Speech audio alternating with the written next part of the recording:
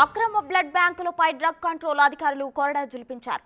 మనుషుల రక్తం ప్లాస్మా అక్రమంగా నిల్వ చేసి బ్లాక్లో అమ్ముతున్న పలు బ్లడ్ బ్యాంకులు మూసివేతకు ముందుకు సాగారు. ఈ క్రమంలో మియాపూర్లోని శ్రీకర బ్లడ్ బ్యాంక్, దారుల్ షిఫాలోని new life educational society blood bank లైసెన్సులు రద్దు చేశారు.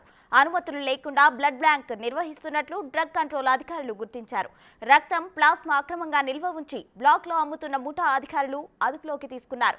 ఇక మూసాపేటలోని హిమో సర్వీస్ ల్యాబొరేటరీస్ కేంద్రంగా ముఠాగా ఏర్పడి ప్లాస్మా నిల్వ చేస్తున్నట్లు గుర్తించిన అధికారులు ల్యాబ్ నిర్వాహకులు రాఘవేంద్ర నాయక్ ను విచారించారు.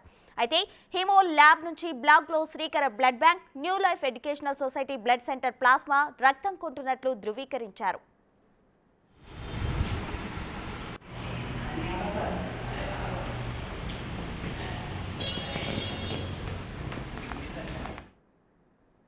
ఇదే అంశానికి సంబంధించి మరింత సమాచారం మా ప్రతినిధి రానా ఫోన్ లైన్ లో అందించడానికి సిద్ధంగా ఉన్నారు. చెప్పండి రానా. ప్రస్తుత మనుషుల రక్తం ప్లాస్మా అక్రమంగా నిల్వ చేసి బ్లాక్ లో అమ్ముతున్న బ్లడ్ బ్యాంకులపై ఇవాళ డ్రగ్స్ కంట్రోల్ బోర్డు ఉక్కుపాదం మోపినటువంటి నేపథ్యం అయితే ఏర్పడుతుంది. మియాపూర్లో ఉన్నటువంటి శ్రీకర బ్లడ్ బ్యాంక్, దాంతో పాటు దారుల్ షిఫాలో ఉన్నటువంటి new life education society blood bank licence కూడా రద్దు చేసినటువంటి నేపథ్యం ఏర్పడుతుంది.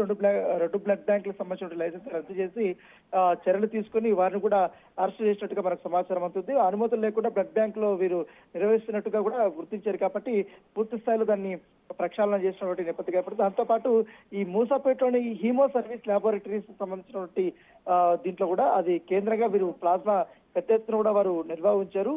దాంతో పాటు వీరు అక్రమంగా కూడా అమ్ముతున్నారంటూ కూడా డ్రగ్ కంట్రోల్ బోర్డుకి ఫిర్యాదు వచ్చింది. దాంతో పాటు ఈ ల్యాబ్ నిర్వాహకుడైనటువంటి రాఘవేంద్రని పోలీసులు విచారించి అరెస్ట్ చేసినట్టు నేపథ్యం ఏర్పడుతుంది. దాంతో పాటు హీమో ల్యాబ్ నుంచి బ్లాక్ లో ప్లాస్మా రక్తం కొట్టిన Srikara blood bank, new life educational society blood సెంటర్లని ఇప్పటికే సీజ్ చేసినటువంటి నేపథ్యం అయితే కనపడుతుంది.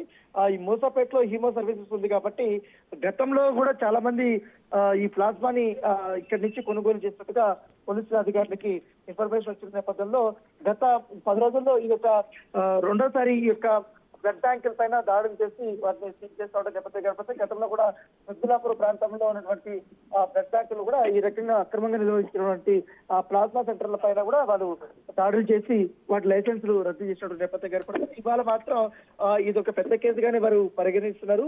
ఎందుకంటే శ్రీహరి హాస్పిటల్లోకి రోజుకి చాలా మంది కూడా రోగులు వస్తున్నారు. వాళ్ళకి పెద్ద మొత్తంలో ఈ యొక్క బ్లడ్ ని కానీ అలాగే ప్లాస్మాని కూడా వాళ్ళు అధిక మొత్తంలో అక్రమంగా అమ్ముతున్నారంటూ కూడా అధికారులకి ఇన్ఫర్మేషన్ ఇస్తుంది కాబట్టి వారిపై కూడా చట్టరీత్యా కూడా చర్యలు తీసుకున్నటువంటి నేపథ్యం పడుతుంది. ఈ బ్లడ్ బ్యాంక్ నిర్వహిస్తున్నటువంటి వారందరిపైన కూడా క్రిమినల్ కేసులు నమోదు చేసినట్టుగా డ్రగ్ కంట్రోల్ బోర్డు చెప్పినటువంటి నేపథ్యం కనపడుతుంది. అయితే ఈ ముఠా వెనుక ప్రధానంగా ఎవరెవరు ఉన్నట్లు ధృవీకరించారు?